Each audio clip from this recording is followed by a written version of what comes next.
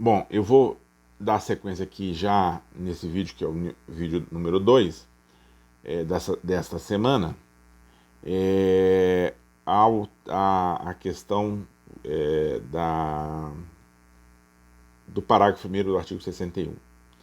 Eu disse lá que norma de reprodução obrigatória vale no âmbito local, deputado não pode propor projeto de lei sobre sistemas relativos à organização do poder executivo, porque a iniciativa é privativa da chefia do executivo.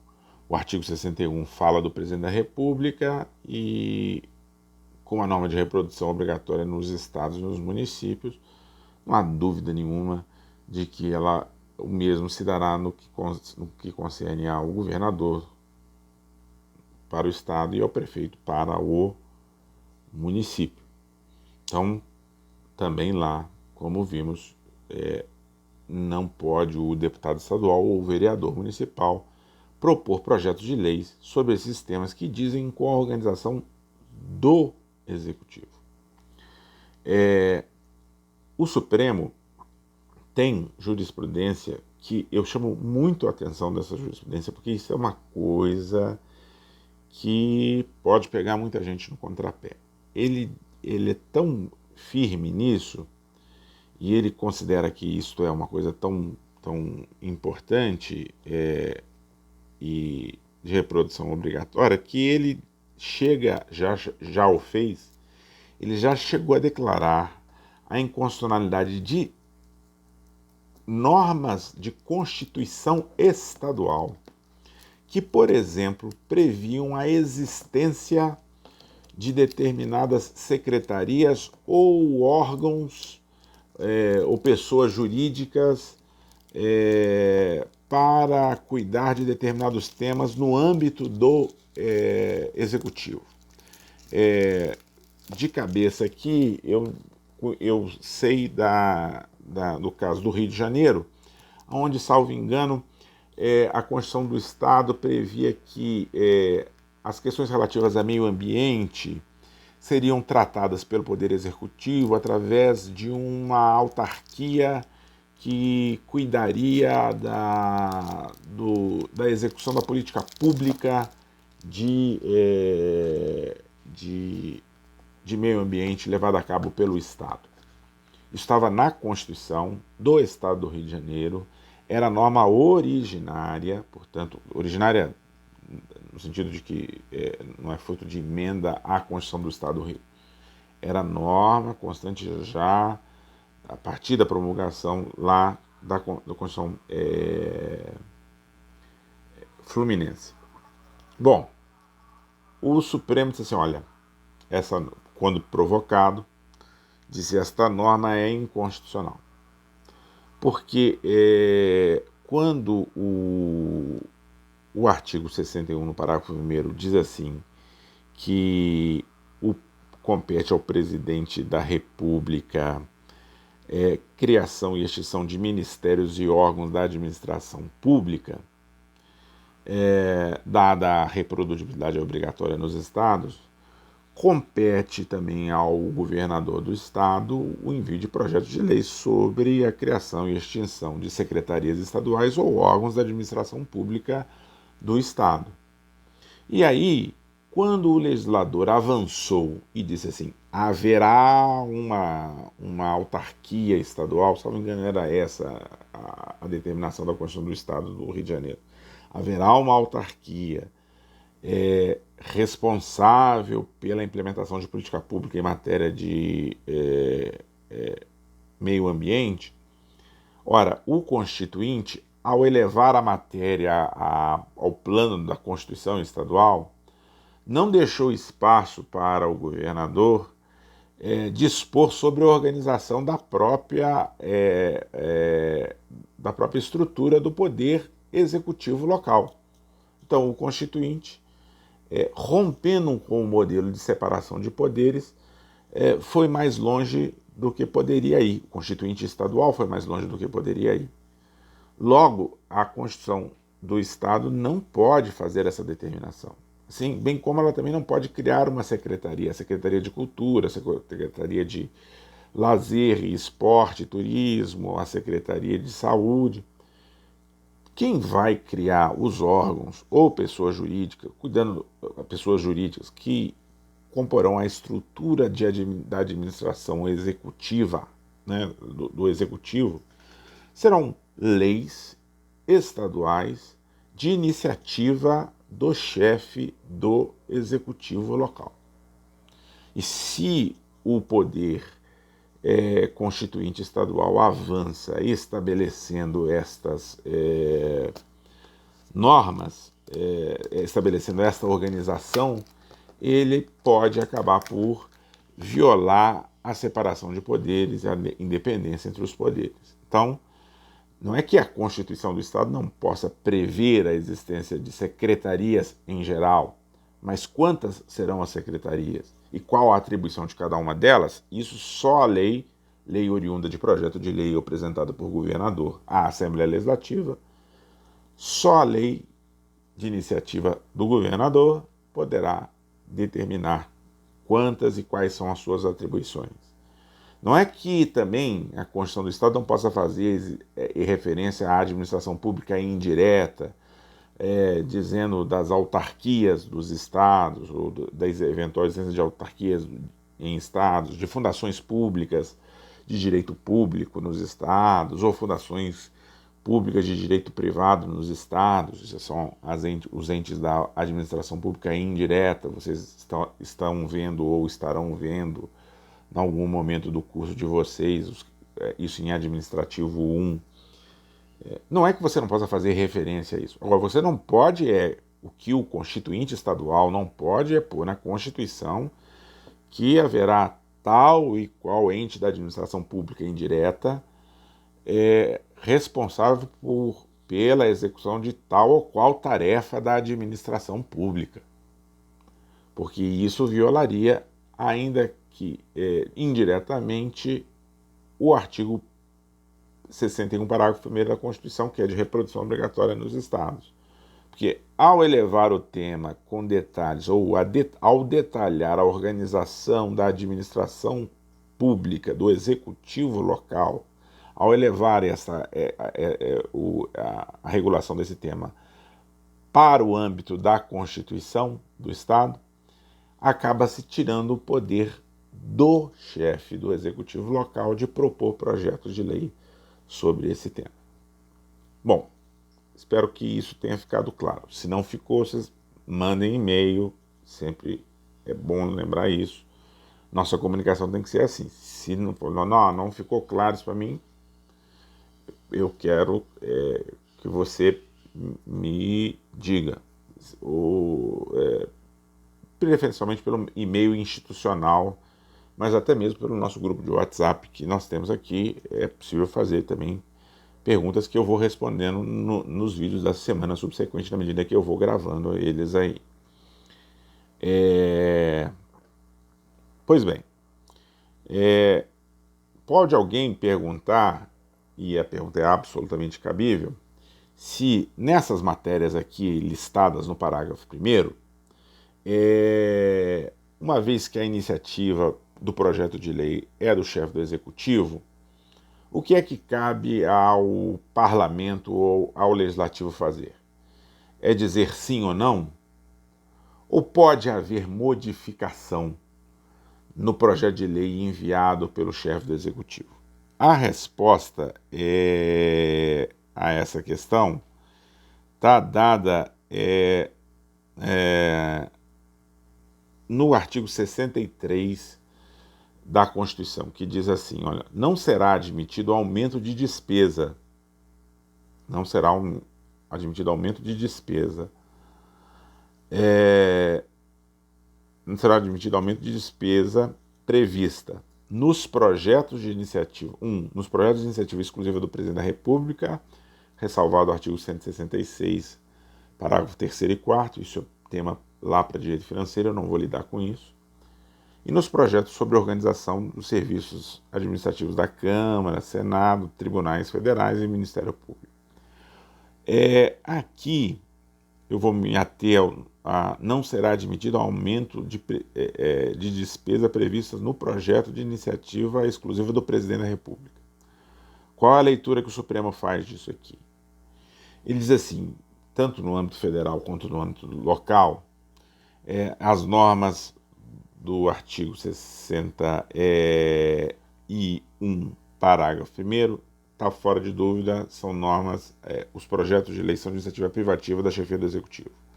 Porém, enviado o projeto de lei ao Legislativo, o Legislativo poderá modificá-lo. Mas sempre com a limitação colocada no artigo 63. A modificação não pode implicar o quê? Aumento de despesas. Então eu sempre dou um exemplo bastante simples para facilitar a compreensão. Você imagine que se crie um determinado órgão, uma secretaria estadual, para cuidar de um tema específico, preservação e conservação do patrimônio histórico, cultural, artístico daquele estado. O governador resolveu, por projeto de lei de sua iniciativa, criar toda uma estrutura orgânica destinada a realizar a tarefa que, aliás, constitucionalmente cabe tanto à União quanto aos estados e ao município, de preservação do patrimônio cultural, artístico, histórico, paisagístico, enfim. Está lá para frente, lá na Constituição, essa obrigação. Então, essa foi a decisão do chefe do Executivo, que encaminha projeto de lei criando essa dita secretaria. E lá pelas tantas ele disse que na secretaria haverá um determinado número de cargos, vamos supor 250 cargos, configurando lá carreiras específicas de fiscais para a conservação, para a verificação se está havendo a conservação, conselhos para a determinação de tais ou quais bens móveis e imóveis serão objeto, por exemplo, de tombamento, que é uma forma de intervenção administrativa. Enfim, ele organiza lá ele manda o projeto de lei com uma determinada organização, com um determinado número de cargos que vão compor a estrutura dessa secretaria. E há, obviamente, uma previsão de gasto, quer dizer, a soma dos salários pagos, das remunerações pagas a esses servidores, será mensalmente no valor de, vamos supor, 20 milhões de reais. O projeto enviado ao Legislativo, ele pode sofrer emendas? Essa é a grande pergunta. O que o Supremo diz? O Supremo diz assim, olha, diante do que está previsto no artigo 63, quando se fala que é vedada o aumento de despesa prevista nos projetos de iniciativa exclusiva do Presidente da República, a gente pode entender o seguinte: toda e qualquer modificação ao projeto enviado pelo chefe do Executivo é possível através de uma emenda parlamentar que será apresentada durante a discussão nas etapas que se sucederão à apresentação do projeto. Mas nenhuma dessas emendas pode fazer o quê? Aumentar o impacto orçamentário global que o projeto de lei enviado pelo chefe do Executivo previu. No meu exemplo, eu disse que a previsão geral de gasto com a criação dessa Secretaria de Preservação do Meio, do Patrimônio Histórico, Cultural, Artístico, era de 20 milhões. Então, o Legislativo está livre para reconfigurar completamente aquela estrutura, aumentando o número de cargos, diminuindo o número de cargos eventualmente previstos, como compondo aquela estrutura orgânica, mas uma coisa o Legislativo não pode fazer. O Legislativo não pode alterar o impacto orçamentário global que o projeto previa. Então, se eu aumento o número de cargos, porque acho que o número de cargos previstos pelo projeto enviado pelo chefe do Executivo é pequeno, fatalmente eu vou ter que diminuir a remuneração média aí dos cargos que estavam previstos no projeto de lei enviado pela chefia do Executivo. Isso em virtude da limitação lá do artigo 63. Então, assim, poder modificar eu posso, desde que o único limite a emendas parlamentares que modificarão o projeto de lei vai se dar no que concerne o único limite é esse relativo à despesa. A despesa ela não pode ser alterada em hipótese alguma. Tá? Então, essa é uma pergunta recorrente, porque a impressão que se dá quando você diz que toda a estrutura do Executivo, os projetos de lei que digam com a estrutura do Executivo são de iniciativa privativa da chefia do Executivo, alguém pode pensar, bom, então o Congresso ou o Parlamento, para falar de maneira genérica, né, a Assembleia Legislativa, a Câmara dos Vereadores, ela não pode fazer nada. Ela vai dizer sim ou não ao projeto, rejeitar ou aprovar o projeto. Aprovar ou rejeitar o projeto. Não. Ela pode fazer modificações sim, desde que isso não implique aumento de despesas ou um aumento no impacto orçamentário global que aquele projeto tem, lá como previsto pelo chefe do Executivo. Então a liberdade é grande de modificação da estrutura, né? Mas sempre com o condicionamento de que não se altere o impacto orçamentário aí nos termos do que dispõe o artigo 63. Foi essa a solução que a jurisprudência do Supremo entendeu como mais conveniente e parece a mais correta. Quer dizer, não dá só para o Congresso dizer sim ou não ao projeto de lei de iniciativa privativa do chefe do Executivo. Ele tem que poder intervir modificando, eventualmente melhorando, alterando, até bastante substancialmente, aquela que era a proposta inicial da chefia do Executivo. Porque senão não tinha sentido colocar isso no âmbito da reserva da lei. Se está na reserva da lei é porque o Congresso ou o Parlamento tem que discutir, o Legislativo tem que discutir. A única limitação, diz o Supremo, acredito eu com muita correção, é aquela colocada no artigo 63. Não pode haver aumento de gasto ou aumento de despesa. Quer dizer, a emenda não pode gerar aumento de despesa ou um aumento no impacto orçamentário global que a proposta original da chefia do Executivo previa. Temos um último tema aqui a tratar, que é o relativo ao aumento, à linha B de bola, do artigo 61. Quer dizer, a linha B do inciso 2º do parágrafo 1º do artigo 61. Então, estamos na iniciativa das leis complementares e ordinárias. Parágrafo 1º são de iniciativa privativa do presidente da República. As leis que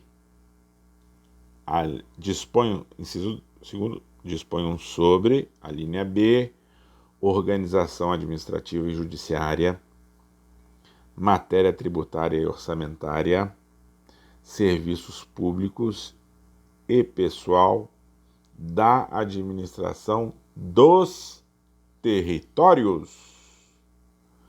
E é preciso estar com a Constituição aberta aí nesse momento, quando você estiver acompanhando a aula. O território aqui, como você vai ver, está com T maiúsculo. Não é território com T minúsculo. Por que eu estou chamando a atenção para isso? Quando a Constituição fala em território com T maiúsculo, ela está se referindo não a um espaço geográfico. O território brasileiro, quando vem referido na Constituição, vem referido com T minúsculo.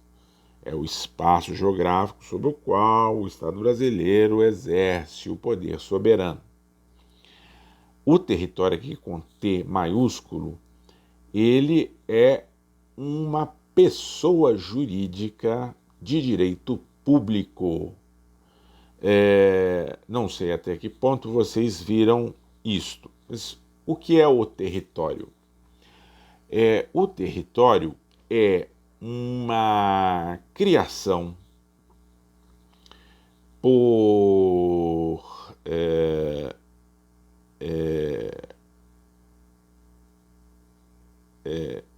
iniciativa do plano federal, do governo federal, né, da esfera federal, da União. O território é um ente criado por iniciativa também da chefia do executivo, né, no qual, e para que serve esse ente, no que é que ele consiste? O território com T maiúsculo é um ente da administração pública indireta federal e é um ente de base territorial, e aí o territorial é com T minúsculo. Do que é que se trata? Num determinado momento, por razões que são de natureza política, não existe nenhuma razão constitucionalmente estabelecida para a criação de território, num determinado momento a União considera como adequado e necessário submeter ao seu controle direto uma determinada região, um determinado espaço geográfico do território, com T minúsculo, brasileiro. E aí ela pega aquela porção geográfica e assume para si a tarefa de administrá-la. Isso pode acontecer por razões múltiplas. Por exemplo, de segurança nacional, uma área que pertence a hoje um estado, é uma área fronteiriça onde vem se revelando problemática, por exemplo, questões relativas ao tráfico internacional de drogas e de armas. E o poder local, o Estado, e mesmo a União, que tem que fazer essa fiscalização de fronteira, mas depende em boa medida também da colaboração do Estado em si, o arranjo do jeito que está não está funcionando. Então a União, por exemplo, essa aqui é uma hipótese que eu estou levantando, a União resolve criar um território e essa criação de iniciativa sempre da chefia do executivo, esse território com T maiúsculo é uma autarquia federal e ela fica encarregada de administrar aquele espaço geográfico, tendo em vista os objetivos que se pretendam criar. É muito comum na história do constitucionalismo, não só brasileiro, mas de outros países, que se criem territórios em regiões pouco povoadas e pouco habitadas até para uma forma de indução do desenvolvimento e de ocupação da área. Há, por exemplo, projetos ou ideias de se pegar o estado do Amazonas e dividir ao meio, criando um território que seria o Alto Rio Solimões. E vamos supor que isso eventualmente... A ideia era desenvolver a parte, digamos assim, ocidental da Amazônia brasileira, que é pouco desenvolvida ou pouco ocupada mesmo. Desenvolvida no sentido de pouco ocupada de baixa densidade populacional. O que importa é, por qualquer que seja a razão, criado que tenha sido o território, hoje, só para registro, nós não temos mais territórios. Todos os territórios que havia foram extintos em 1988 e a Constituição elevou todos os territórios à condição de estados, como o caso do Acre, Rondônia, Roraima, e o território de Fernando de Noronha, que existia como território com T maiúsculo, foi incorporado ao estado de Pernambuco. Então, deixou de ter o status de território. Hoje nós não temos território. Mas se eles vierem a ser criados, caberá ao presidente da República enviar projetos de iniciativa sobre organização administrativa, judiciária, matéria tributária e orçamentária, serviços público e pessoal da administração desse território criado. E aí é bom lembrar o seguinte: o território ele não tem poder legislativo. O território é uma autarquia federal, é um ente da administração pública indireta. Quem exercerá, por exemplo, a competência relativa à regulação do ICMS num eventual território a ser criado no futuro? Bom, a gente sabe que quem vai mandar o projeto de lei sobre matéria tributária é o presidente da República. Mas vai mandar para onde? Se o território em si não tem, porque a autarquia não é ente político, não tem independência política, é apenas uma descentralização da administração pública, uma forma de descentralização da administração pública federal. Quem é que vai exercer o poder legislativo para o território? Fosse um estado, como aliás acontece nos estados, quem determina ou quem legisla sobre tributação nos estados é a Assembleia Legislativa do Estado. Mas o território, que não é ente político, é mera pessoa jurídica de direito público da administração descentralizada, não tem, portanto, caráter e nem esfera legislativa local. Quem é que vai determinar ou regular a matéria relativa ao território? Vai ser o Congresso Nacional através da Câmara dos Deputados e do Senado Federal. Então, isso é óbvio. Agora, eu chamo a atenção para vocês, porque já vi gente fazendo leituras e querendo... quer dizer então que toda a matéria tributária é de iniciativa privativa do chefe do Executivo? De jeito nenhum. É a matéria tributária que verse sobre territórios. Hoje, como nós não temos, essa hipótese aqui só está em tese colocada.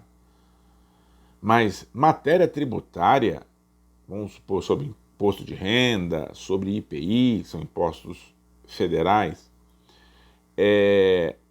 matéria tributária, de um modo geral, ela não está dentro da iniciativa privativa do chefe do Executivo.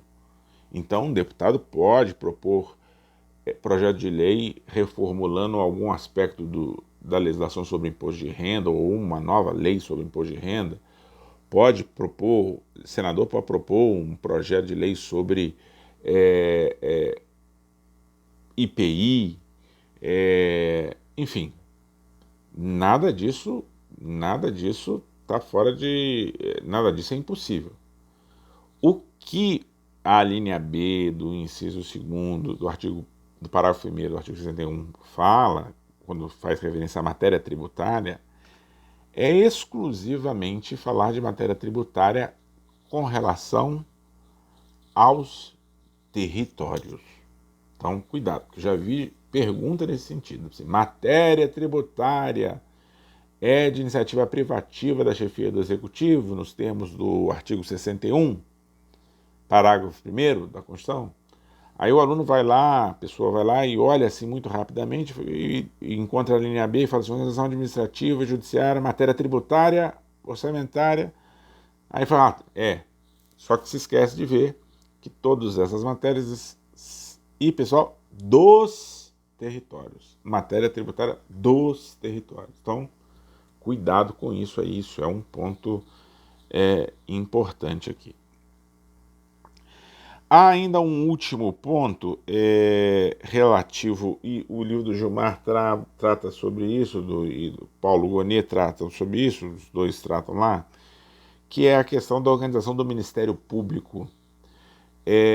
Porque lá para frente, no capítulo relativo ao Ministério Público, lá no artigo 130 e tantos da Constituição, se diz que a iniciativa privativa do Procurador-Geral da República o projeto de lei sobre organização do Ministério Público, sobre normas gerais sobre organização do Ministério Público.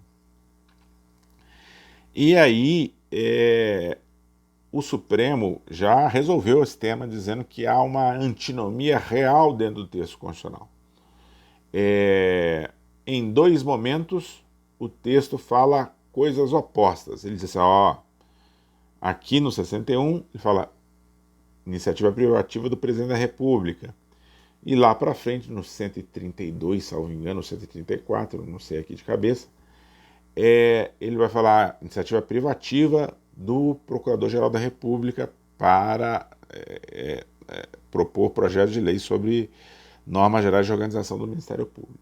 Como é que o Supremo resolveu essa contradição constante do texto constitucional? Ele falou assim, houve um erro de caráter de técnica legislativa na redação da Constituição, e eu tenho duas autoridades que a elas são atribuídas iniciativa privativa sobre a mesma matéria. Logo, nós temos que entender que a única solução possível e imaginável para aqui é que há, na verdade, uma iniciativa concorrente. Tanto o Presidente da República quanto o Procurador-Geral da República podem propor projeto de lei sobre essa matéria. Então, isso é um voto até do ministro Sepúlveda Pertence, onde isso está no manual, no curso de Direito Constitucional, que está na nossa bibliografia, e consultem isso lá, isso é importante. Todas essas questões sobre o parágrafo 1º precisam ser lidas lá e tal. Eu estou fazendo referência aqui à jurisprudência, lá tem os casos específicos, com datas e tal. E isso é importante pelo motivo de que isso não é um assunto qualquer. Esse é um assunto, como eu disse no vídeo anterior, muito recorrente na jurisprudência do tribunal. Não dá para fazer aqui uma afirmação de caráter empírico que essa é a norma mais aplicada pelo tribunal quando faz controle de constitucionalidade, mas olha, se não é a primeira, está no top 3. Muito do que o tribunal faz assim cotidianamente, assim, até já de uma maneira meio enfadonha, é declarar normalmente legislação de Estado inconstitucional porque ocorreu justamente um vício de iniciativa. É parlamentar ou conjunto de parlamentares, deputados estaduais, que propõem projetos de lei que são aprovados e que versam sobre a organização do Poder Executivo. Isso não dá, não pode. Por isso não me canso aqui de reafirmar a importância desse tema aí. Tá? Por óbvio, também a iniciativa popular não vai poder tratar desses temas. Se o próprio Poder Legislativo, dada a privatividade da chefia do Executivo, não pode, também a iniciativa popular não poderá.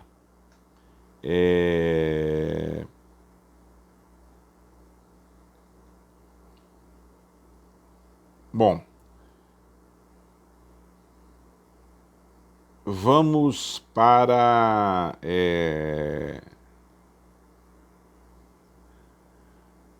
umas breves considerações aqui, deixa eu ver quantos minutos ainda me faltam, sobre as relações entre as casas. Então, antes disso, vamos para outro ponto aqui.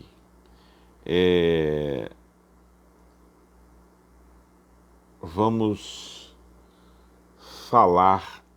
começar a falar, eu depois continuo isso no próximo vídeo, sobre o artigo 58. O artigo 58 fala sobre comissões dentro do Congresso Nacional. Diz o artigo 58, o Congresso Nacional e suas casas terão comissões permanentes e temporárias, constituídas na forma e com as atribuições previstas no respectivo regimento ou no ato de que resultar sua criação. Parágrafo 2º. As comissões, em razão da matéria da sua competência, cabe, inciso 1º, discutir e votar projeto de lei que dispensar na forma do regimento. Volto aqui, prestem atenção. As comissões, em razão da matéria de sua competência, cabe discutir e votar projeto de lei que dispensar, na forma do regimento, a competência do plenário, salvo se houver recurso de 1/10 dos membros da Casa. O inciso 1º do parágrafo 2º do artigo 58 da Constituição cria a possibilidade dos regimentos internos, tanto da Câmara quanto do Senado, estabelecerem uma chamada pela doutrina delegação interna, previsto que seja no regimento da Câmara, no regimento do Senado. A hipótese de que uma comissão, além de discutir o projeto, possa votar o projeto e, com isso, dispensar a apreciação pelo plenário. O projeto passa pela comissão, é discutido pela comissão e, se aprovado ou rejeitado, o destino dele termina ali, salvo se 1/10 dos membros da Casa fizer recurso ao plenário. Então aqui nós temos uma disposição constitucional que autoriza, não obriga, autoriza os regimentos, tanto do Senado quanto da Câmara, a, se quiserem, dar a algumas comissões o poder de, além de discutir, votar, aprovando ou rejeitando um projeto de lei. Sobre esse... É nesse sentido que não há uma obrigação constitucional, há uma autorização. A autorização, no entanto, deixa claro que essa dispensa do exame pelo plenário, que eventualmente seja adotada pelo regimento interno, no que se refere a uma ou outra comissão, ela cai quando houver um recurso de 1/10 dos parlamentares contra a decisão tomada pela comissão. Então, se 1/10 dos senadores ou 1/10 dos deputados, falando, por exemplo, da Câmara dos Deputados, se uma determinada comissão, segundo o regimento interno, tem competência para examinar e votar no lugar do plenário da Câmara um projeto de lei, e essa comissão o faz, por exemplo, rejeitando o projeto de lei ou aprovando, se 10% dos parlamentares não se sentir satisfeito, dos deputados não se sentir satisfeito com o resultado, pode fazer um recurso ao plenário, e aí o plenário vai decidir e vai efetivamente apreciar. Então há um condicionamento ou uma possibilidade de devolução da competência ao plenário, que, aliás, é como regra do plenário. A comissão, como nós veremos no vídeo subsequente, aí eu peço que vocês abram aquele fluxograma que eu deixei aí na semana passada, a comissão tem, por sua própria natureza, não tem necessariamente essa função, ela tem outras funções, mas o regimento interno está autorizado pelo artigo 58 da Constituição a dar a ela as funções de deliberação. Isso a gente fala no próximo vídeo agora sobre comissões.